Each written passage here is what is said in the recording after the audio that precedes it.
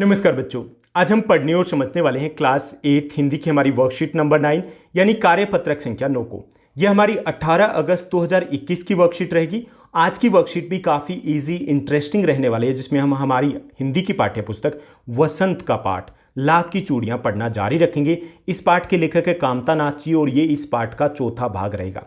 इस पाठ में अब तक हम पढ़ चुके हैं कि लेखक को बचपन में अपने मामा जी के गांव जाने का बड़ा शौक रहता था, बड़ा चाव था। वैसे हर बच्चे को अपने मामा के घर, अपने नानी के घर जाने का बड़ा चाव होता है, क्योंकि नानी का घर मतलब शैतानी का घर, और नानी के घर में सब बच्चों को वीआईपी ट्रीटमेंट में मिलता है, खूब खातिरदारी होती है। तो इसलिए सब बच्चों को जैसे ही छुट्टियां मिलती है तो उनका मन करता है कि हम नानी के घर, अपने मामा के घर चले जाएं। तो ऐसा ही कुछ लेखक के साथ है। तो लेखक आमतौर पर हर गर्मी की छुट्टियों में अपने मामा के यहाँ चले जाया करते, यानी कि जब भी छुट्टियां होती थी वो कहाँ जाते थे? मामा के घर। एक आध महीने वो वहाँ रुकते थे और उसके बाद जब स्कूल खुलने का समय होता तो वो वापस आ जाया करते थे। वो 2-3 बार ही ऐसे गए होंगे।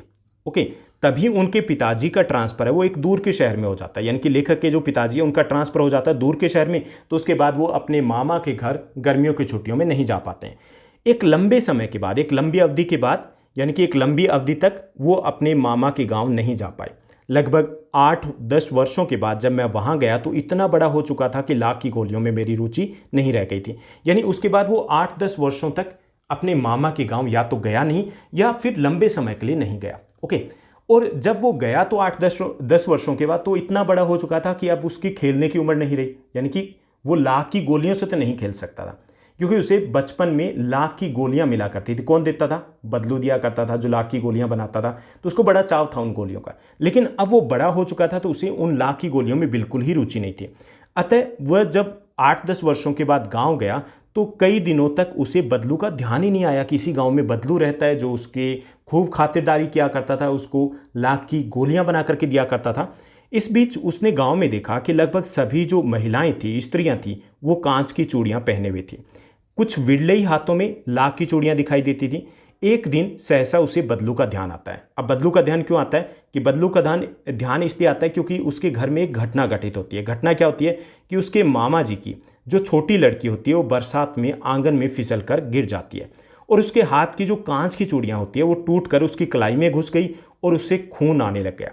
अब उस वक्त जो मामा थे वो घर पर नहीं थे, तो इसलिए लेखक को इसकी मरहम पट्टी करनी पड़ती है। तभी उसे बदलू का ध्यान आता है, क्योंकि बदलू को किसी एक चीज़ से जो चिढ़ थी तो वो चिढ़ थी कांच की चूड़ियों से। उसे बिल्कुल भी पसंद नहीं था कांच की चूड़ियाँ पहने, क्योंकि उसे लगता था ये सब कुछ बनावटी है, ये सब कुछ अस्थायी है, इसलिए वो लाख की चूड़ियों को पसंद किया करता था। तब इसी बात पर लेखक को ध्यान आता है कि बदलू भी इस गाँव में रहता है, तो उसने सोचा कि क्यों न बदलू से मिला जाए। तो अतः शाम को वो घूमते घूमते, यानी कि लेखक वो घूमते घूमते कहाँ जाता है? उसके बदलू के घर चले जाते हैं। बदलू वहीं चबूतरे पर नीम पर एक खाट पर लेटा था। नीम कहाँ था? जो उसके घर के सामने खाली प्लॉट था, वहाँ पे एक बड़ा सा नीम का पेड़ होता था। उसी पेड़ के नीचे वो लाख की चूड़ियाँ बनाया करता था, जैसा कि हमने पिछली वर्कशीट में पढ़ा। तो वहीं पर जो चबूतरा था उस पर खाट पर लेटा हुआ था बदलू। अब लेखक वहाँ जाता है और नमस्ते कहता है। नमस्ते बदलू काका। मैंने कहा, मतलब लेखक ने कहा, नमस्ते भैया। उसने मेरी नमस्ते का उत्तर दिया और उठकर खाट पर बैठ गया। उसने पहचाना नहीं, देर तक मेरी ओर निहारता रहा। तो लेखक है उसे याद दिलाने की कोशिश करता है, मैं हूँ जनार्दन काका, मेरे पास से मैं आपके पास से गोलियां बनवा कर ले जाता था। मैंने अपना परिचय दिया, यानी कि लेखक ने परिचय दिया ताकि बदलू है वो उसको पहचान ले। बदलू फिर भी चुप रहा, मानो वह स्मृति पटल पर अतीत के चित्र उतारा हो, यानी कि वो याद करने की कोशिश कर रहा था, क्योंकि हो सकता है वो बहुत सारे बच्चों को ऐसे गोलियां बना करके देता हो। फिर एकदम से उसे याद आता, अच्छा अच्छा, आओ आओ लल्ला बैठो, बहुत दिन बाद गांव आए। तो ये थी हमारी आज की वर्कशीट, आज का गद्यांश। अब हम इस पर आधारित कुछ आसान से प्रश्न दिए गए जिनको हम हल करेंगे। तो यहाँ पर पहला प्रश्न दिया गया, लेखक गर्मी की छुट्टी में कहाँ जाता था? तो इसमें पहला हमारा विकल्प दिया गया शहर जाता था, दूसरा अपने दोस्त के यहाँ, तीसरा अपने चाचा के गाँव, चौथा अपने मामा के यहाँ। तो सही विकल्प हमारा रहेगा, उत्तर रहेगा घ, अपने मामा के यहाँ। उसके बाद दूसरा प्रश्न दिया गया, बहुत दिनों बाद मामा के यहाँ जाने पर लेखक को किस चीज़ की बनी चूड़ियाँ बहुतायत मिली, यानी कि ज़्यादातर महिलाओं ने कौन सी चूड़ियाँ पहनी होती है? पहला है सोने की चूड़ियाँ, दूसरा मिट्टी की चूड़ियाँ, तीसरा कांच की चूड़ियाँ, चौथा लोहे की चूड़ियाँ। तो इसमें करेक्ट आंसर रहेगा ग, कांच की चूड़ियाँ। उसके बाद तीसरा प्रश्न दिया गया, लेखक बदलू को अपनी याद दिलाते हुए अपना नाम क्या बताता है? उसे एक नाम बताता है, कौन सा नाम? उसे जनार्दन, राम मनोहर, कमलेश, सुनील। तो इसमें करेक्ट आंसर आपका क रहेगा जनार्दन। ओके, तो ये थे हमारे पहले 3 प्रश्न। उसके बाद 3 और प्रश्न दिए गए, यानी कि चौथा, 5वां प्रश्न और छठा प्रश्न हमारी गतिविधि है। चलिए इनको भी सॉल्व करते हैं। चौथा हमारा प्रश्न है, लाख की गोलियों में लेखक की रुचि क्यों नहीं रह गई थी। तो लेखक अब बड़ा हो चुका था, इसलिए उसकी अब लाख की गोलियों में रुचि नहीं रही थी। उसके बाद 5वां प्रश्न दिया गया। 5वां प्रश्न है कि आपके विचार से गांव की औरतों ने लाख की बजाय कांच की चूड़ियां पहनना क्यों शुरू कर दिया था। तो कांच की चूड़ियां आकर्षक होती है, पहली चीज़, कई डिजाइन में मिलती है। तीसरा, साथ ही साथ वो सस्ती भी होती है, इसलिए गांव की औरतों ने लाख की बजाय कांच की चूड़ियां पहनना शुरू कर दिया होगा। ओके, ये हो सकता है कारण।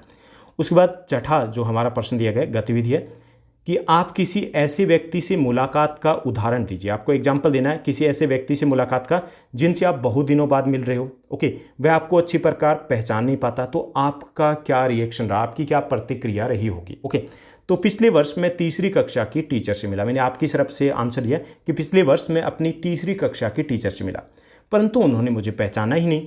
थोड़ा अजीब लगा क्योंकि मैं उनका फेवरेट स्टूडेंट था उस टाइम में। जब उनको मैं बता रहा था तभी उन्होंने मेरे बताने से पहले बोल दिया, अच्छा आप तो ओगी हो ना। बहुत अच्छा लगा ये सुनकर। तो ये थी हमारी आज की बेहद आसान इंटरेस्टिंग वर्कशीट। आई होप सब कुछ अच्छे समझ में आया होगा। अगर आपको ये वीडियो, ये वर्कशीट अच्छी लगी तो इस वीडियो को लाइक और शेयर करना मत भूलिएगा। Thank you, bye bye, have a nice day. मिलते हैं नेक्स्ट वीडियो में।